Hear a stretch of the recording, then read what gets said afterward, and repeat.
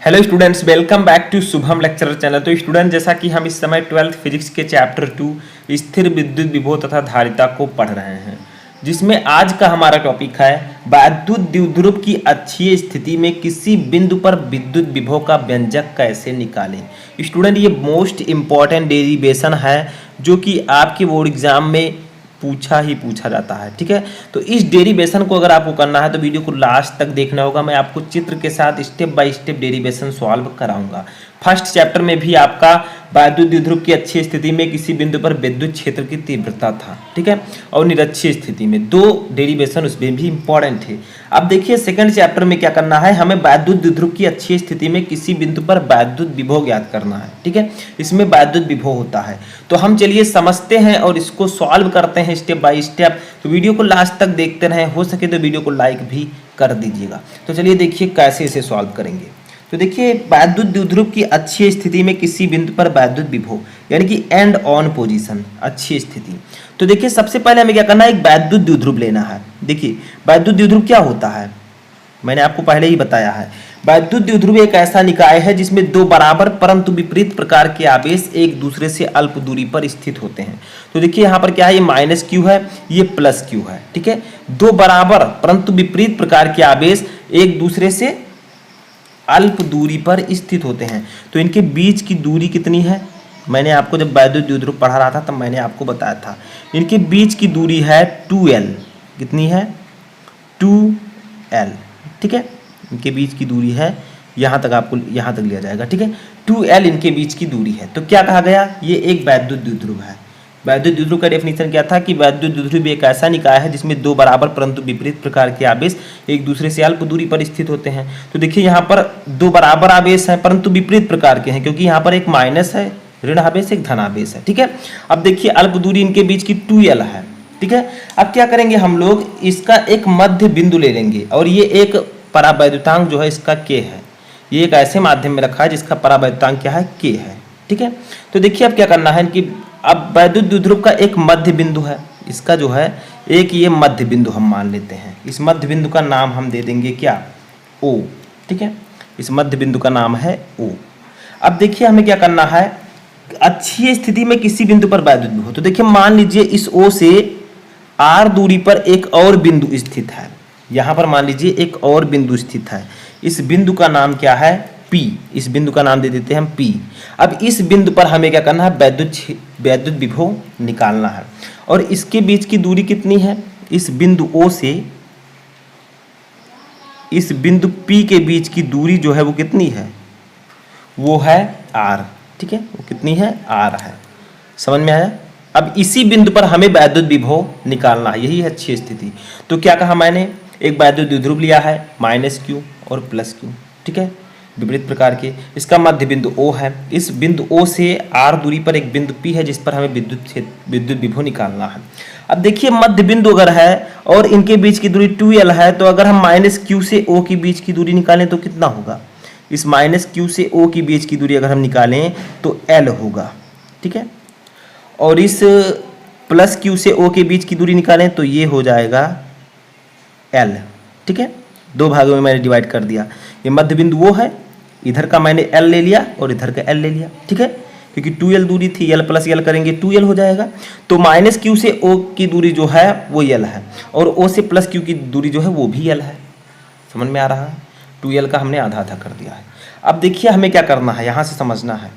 अब हमें इस -q और +q से जो बिंदु P की दूरी है उसको निकाल लेना है। ठीक है, तो देखिए इस +q से बिंदु P की दूरी कितनी है, इस +q से इस +q आवेश से इसकी सीध में लेना है। ठीक है, इस बिंदु P की दूरी कितनी है बताइए, तो हम निकाल सकते हैं। देखिए ये यहाँ O बिंदु P जो है, O से बिंदु P के बीच की दूरी R है, तो +q से बिंदु P के बीच की दूरी कितनी होगी, R में से L हम क्या करेंगे, घटा देंगे। ठीक है, R में से हम L को घटा देंगे, यानी कि इसकी बीच की दूरी जो हो जाएगी वो हो जाएगी R - L। क्यों, क्योंकि P से O के बीच की दूरी R है। अब हमें सिर्फ इतनी ही दूरी लेनी है, तो हमें क्या करना है, R में से L को घटा देना है, क्योंकि +q से O के बीच की दूरी L है, तो R में से L को घटा देंगे, इतना आ जाएगा। अब हम इस +q से बिंदु P तक की दूरी लेते हैं, ठीक है। तो क्या करेंगे बताइए, ये ओ तक दूरी जो है, पी से ओ की दूरी जो है वो आर है, और ओ से माइनस क्यू की दूरी एल है, तो यहाँ पर ये हो जाएगा आर प्लस एल, ठीक है। इस आर को इस एल को जोड़ेंगे तभी तो ये पी से ओ माइनस क्यू के बीच की दूरी आएगी। तो इसी तरह आपको सॉल्व करना, चित्र समझ गए तो सब कुछ समझ जाएंगे। एक बार पुनः मैं समझाता हूँ। हमने एक वैद्युत द्विध्रुव लिया है जिसमें माइनस क्यू आवेश और प्लस क्यू आवेश है, इनके बीच की दूरी 2l है। अब अगर माइनस क्यू से ओ की बीच की दूरी, ओ जो है इस वैद्युत द्विध्रुव का मध्य बिंदु है, ठीक है। अब मध्य बिंदु है तो माइनस क्यू से ओ के बीच की दूरी स्मॉल एल होगी, और ओ से प्लस क्यू के बीच की दूरी स्मॉल एल होगी, क्योंकि 2l को हम दो भागों में डिवाइड करेंगे, एल एल 2l हो जाएगा। अब देखिए बिंदु ओ से आर दूरी पर एक बिंदु P स्थित है, ठीक है। यहाँ पर एक बिंदु P स्थित है जिस पर हमें विद्युत विभव निकालना है, ठीक है। अब कितनी दूरी पर है, R पर है, तो हमें प्लस Q आवेश से बिंदु P के बीच की दूरी निकालनी है। तो हम क्या करेंगे, यहाँ R में से L को घटा देंगे, क्यों, क्योंकि P से O के बीच की दूरी R है, ठीक है, और प्लस Q से O के बीच की दूरी L है, तो हम क्या करेंगे, R में से L घटा देंगे, आपका प्लस Q से P के बीच की दूरी निकल आएगी। अब देखिए P से माइनस Q के बीच की दूरी निकालनी है, तो कैसे निकालेंगे, ये P से O के बीच की दूरी R है, O से माइनस Q के बीच की दूरी L है, तो R प्लस L हो जाएगा, ठीक है। समझ में आया, बहुत ही सिंपल है।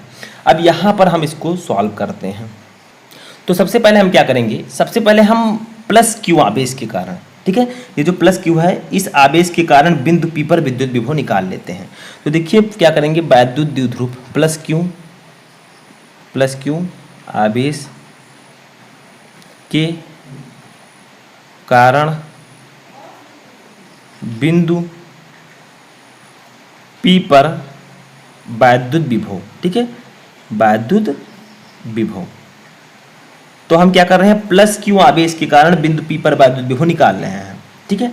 तो हमारा फार्मूला क्या हो जाएगा, V1 इक्वल टू, क्योंकि मैंने आपको बताया था बिंदु आवेश के कारण विद्युत विभव का फार्मूला मैंने प्रूव कराया था कि V इक्वल टू 1/4πε0 Q/R।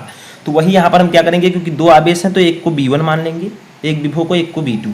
तो V1 इक्वल टू आपका हो जाएगा 1/4πε0 इंटू Q/, अब देखिए R था बिंदु आवेश के कारण, लेकिन यहाँ पर प्लस Q से P की दूरी कितनी है, हमने निकाली R माइनस एल, तो हम R की जगह पर रख देंगे R माइनस एल, ठीक है, क्योंकि हमें इन्हीं के बीच की दूरी निकालनी है, क्योंकि हम प्लस Q आवेश से के कारण बिंदु P पर वैद्युत विभव निकाल रहे हैं। तो प्लस Q आवेश से P के बीच की दूरी कितनी है, R माइनस एल, तो यहाँ पर R की जगह पर हम R माइनस एल लेंगे, ठीक है, क्योंकि मैंने आपको बिंदु आवेश के कारण विद्युत विभव का फार्मूला प्रूफ करवाया था, नहीं देखा तो उसको भी जाकर देख लीजिए, ठीक है। तो R माइनस एल यहाँ पर हम रख देंगे। उसके बाद में देखिए अब प्लस Q हो गया, अब माइनस Q आवेश के कारण इस बिंदु P पर वैद्युत विभव निकालें, तो माइनस Q आवेश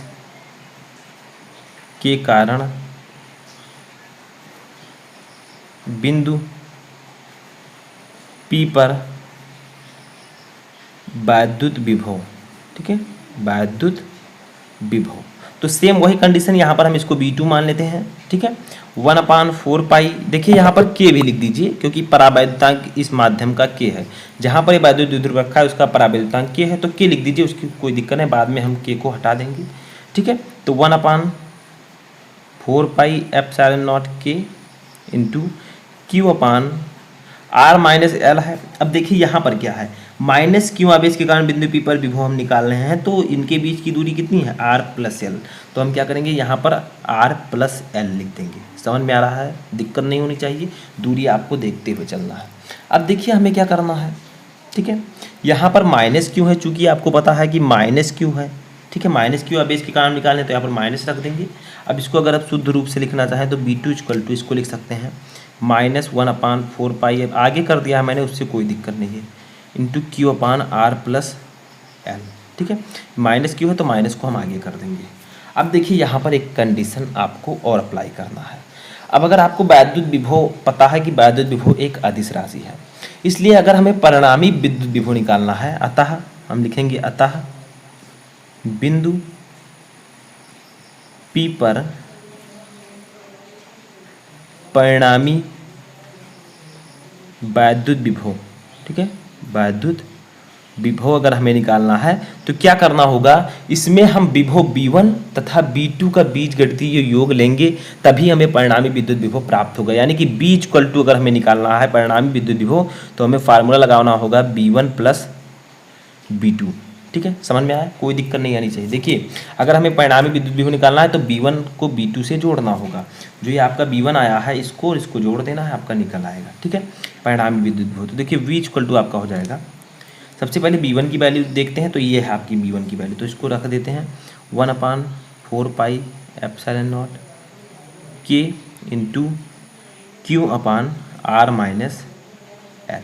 ठीक है, अब क्या करेंगे, प्लस माइनस, ये देखिए V2 की वैल्यू क्या है, -1/4 pi epsilon nought K into Q/R plus L। ठीक है, इसको थोड़ा सा सॉल्व करते हैं, तो देखिए V equal to 1/4 pi epsilon nought K into Q/R minus L। अब ये प्लस है ये माइनस है, तो माइनस और प्लस मिलकर क्या हो जाएगा, माइनस हो जाएगा। ठीक है, इसीलिए मैंने ब्रेकर में रखा था कि अभी इसका हम सही करेंगे चिन्ह, तो प्लस माइनस माइनस हो जाएगा, फिर आपको ऐसे उतार देना है 1/4 pi epsilon nought K into Q/R plus L। ठीक है, अब एक काम करना है हमें, अब देखिए इसको हम सॉल्व कर लेते हैं। तो देखिए यहाँ पर एक चीज़ हम कॉमन ले लेंगे, बताइए क्या। देखिए यहाँ पर आपका Q भी कॉमन है, देखिए इसमें भी Q है इसमें भी Q है। ठीक है, और 4 पाई एप्सिलॉन नॉट K भी कॉमन है। ठीक है, ये दोनों आपके कॉमन हो जाएंगे, तो आपका इसको बाहर निकाल लेते हैं Q/4 pi epsilon nought K। ठीक है, ये कॉमन है। अंदर आपका बचेगा क्या, देखिए ये सब निकल चुके हैं, केवल यहाँ पर 1 बचा है, 1/R माइनस L बचा है, माइनस यहाँ पर 1/R प्लस L बचा है। कोई दिक्कत तो नहीं है। देखिए दोनों यहाँ पर माइनस है, इसके इस साइड में भी Q/4 pi epsilon nought K है, इस साइड में भी Q/4 pi epsilon nought K है, तो दोनों में है तो हम उसको बाहर निकाल लेंगे, कॉमन ले लेंगे, बाकी जो बचेगा उसको ब्रैकेट में लिख देंगे। तो यहाँ पर ये सब बाहर निकल आए तो 1/, देखिए ये भी बाहर निकल आए तो बचा 1/R माइनस L, ये बाहर आ गए तो 1/R प्लस L बचा, वही मैंने लिख दिया। ठीक है, कोई दिक्कत नहीं है। देखिए अब आगे बढ़ते हैं, V इक्वल टू हो जाएगा Q/4 pi epsilon nought K। अब देखिए 1/, इसको सॉल्व करते हैं तो आपका नीचे तो ऐसे हो जाएगा, पता होगा सॉल्व करना, आता भी होगा, R minus L R plus L उतर जाएगा, ऊपर क्या हो जाएगा, ये R minus L cancel, R plus L इधर बचेगा, ये सब तो आपको पता ही होगा। अब देखिए इधर क्या होगा, ये R plus L cancel, R minus L यहाँ पर बचेगा। समझ में आया। अब देखिए V equal to Q/4 pi epsilon nought K into R plus L। ठीक है, अब माइनस R, अब देखिए अगर ब्रेकर के बाहर माइनस है तो उसके अंदर जो चिन्ह है वो बदल जाता है, सभी को पता है। ठीक है, आपको भी पता होगा। तो यहाँ पर अगर माइनस है तो ये प्लस में हो जाएगा, तो R प्लस L। ठीक है, समझ में आ रहा है। तो इतना तो आपको पता ही होगा। अब आगे बढ़ते हैं, अपान ये आपका क्या हो जाएगा, देखिए R minus L into R plus L क्या होता है, एक फार्मूला आपको पता होना चाहिए, यहाँ पर मैं बता देता हूँ। वो फार्मूला था A plus B into A minus B equal to ये स्क्वायर माइनस बी स्क्वायर, ये फार्मूला होता है। ठीक है, यहाँ पर ध्यान से देखिएगा, ये स्क्वायर माइनस बी स्क्वायर, यानी कि A plus B into A minus B है तो ये स्क्वायर माइनस बी स्क्वायर होता था। वही अगर यहाँ पर R minus L into R plus L है तो यहाँ पर हो जाएगा R square minus L square.